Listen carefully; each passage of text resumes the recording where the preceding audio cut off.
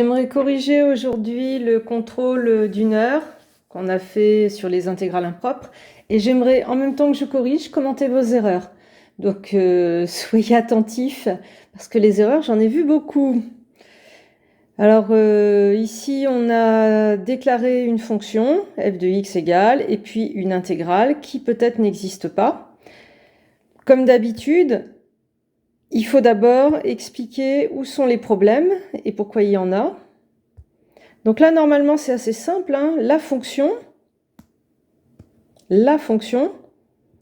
eh bien, on regarde, elle n'est pas définie en 0 à cause du racine de x en dénominateur, sinon elle est définie ailleurs, et on sait bien que ça va être une succession d'opérations entre des composés, des quotients, etc., et des fonctions qui sont continues, donc elle est continue. Il n'y a pas de problème. Du coup, elle est localement intégrable sur l'intervalle ici 0 l'infini, ouvert en 0.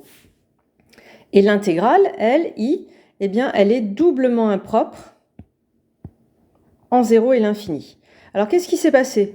Un certain nombre parmi vous a raté cette étape facile. Eh bien, le vocabulaire, vous n'êtes pas du tout rigoureux. Par exemple, vous avez dit que la fonction était doublement impropre. Bon ben non, le vocabulaire impropre, il ne s'implique pas à la fonction, il est réservé à l'intégrale. Pareil, vous ne pouvez pas dire que l'intégrale est localement intégrable, ça montre que vous n'avez rien compris. Je vous rappelle que localement intégrable, ça veut dire intégrable sur n'importe quel segment. C'est que pour les fonctions. On ne peut pas dire non plus qu'une fonction diverge, enfin bref. Déjà, premier conseil, faites attention au vocabulaire, il y a deux objets. La fonction, qu'on appelle aussi l'intégrande, et l'intégrale. Bon, il y a du vocabulaire spécifique pour chacune d'elles, on fait gaffe. Ça semble normal quand on est en L de maths. Alors une fois que vous avez remarqué que votre intégrale est doublement impropre, vous devez couper.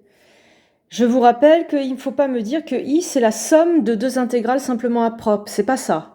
On déclare deux intégrales simplement impropres, une en 0, une en l'infini, et on les étudie. Alors peut-être les deux, mais peut-être pas. Il suffit que l'une des deux diverge et l'intégrale i va diverger. C'est le concept.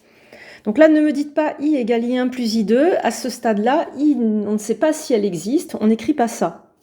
Là, par exemple, moi, il y a un truc qui m'a sauté aux yeux, c'est que ma fonction au voisinage de l'infini, elle tend vers l'infini. Et du coup, quand j'imagine cette fonction au voisinage de l'infini, j'ai un truc qui tend vers l'infini, peu importe la monotonie, enfin voilà, peu importe si c'était pas tout le temps croissant, ça tend vers l'infini.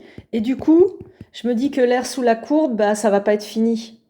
Donc moi ici, ça me saute aux yeux que en l'infini, on va avoir une intégrale divergente. C'est pour ça que je vais commencer l'étude par ce que j'ai baptisé I2. Hop, je vais le faire apparaître, si ça marche, voilà. J'étudie I2, j'ai choisi la borne 1, qui n'est pas impropre. Et donc, j'ai une intégrale simplement impropre, et je vais expliquer pourquoi ça diverge. Alors, j'ai dit que ça m'avait sauté aux yeux la divergence à cause de cette histoire de limite. Donc, ça me semble normal de l'écrire. Et c'est là où, dans vos copies, j'ai pas pu accepter, tellement il y avait d'erreurs, que vous disiez « donc ça diverge ». Alors déjà, le « ça », c'est un sujet neutre, c'est détestable. Je vous rappelle que c'est pas la fonction qui diverge, c'est l'intégrale. Donc je veux voir le bon sujet à ce verbe « diverge ». Et par ailleurs, des gens qui m'ont écrit ça m'ont aussi écrit qu'en 0, si on a une fonction qui tend vers l'infini, ça diverge. Et là, ils me montrent qu'ils n'ont absolument rien compris. Là, évidemment, si la limite de f suffit pour expliquer la divergence, c'est parce que on récupère une aire sous la courbe qui n'a pas de limite finie. Mais vous voyez, il faut passer du comportement de la fonction à l'aire sous la courbe. Il faut l'expliquer proprement. Vous m'auriez fait un dessin, ça m'aurait suffi. J'aurais été convaincue que vous aviez compris. Mais quand des gens me disent qu'en 0, ça tend vers l'infini et donc ça diverge, ils n'ont pas compris que l'aire ici, entre l'axe des ordonnées, entre l'asymptote et la courbe, peut être fini. Donc moi, je dois être convaincue quand je vous corrige que vous avez bien compris. Du coup, le plus simple pour vous, c'est de faire une petite comparaison.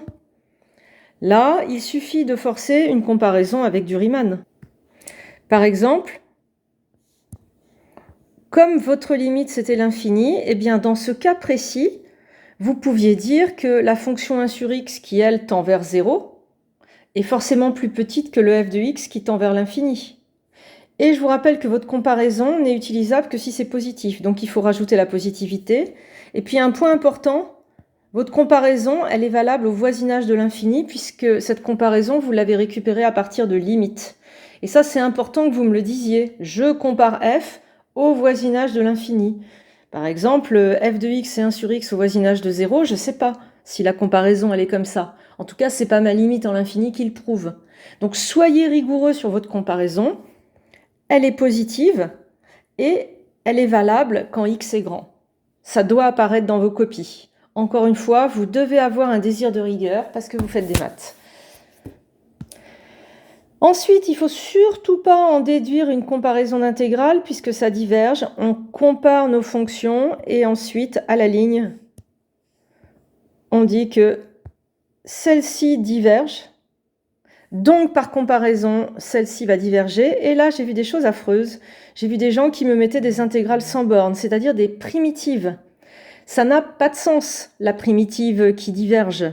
Je vous rappelle que ce n'est pas du tout les mêmes objets. Là, vous avez une intégrale, donc une valeur numérique, et le mot diverge a du sens parce que cette intégrale est impropre.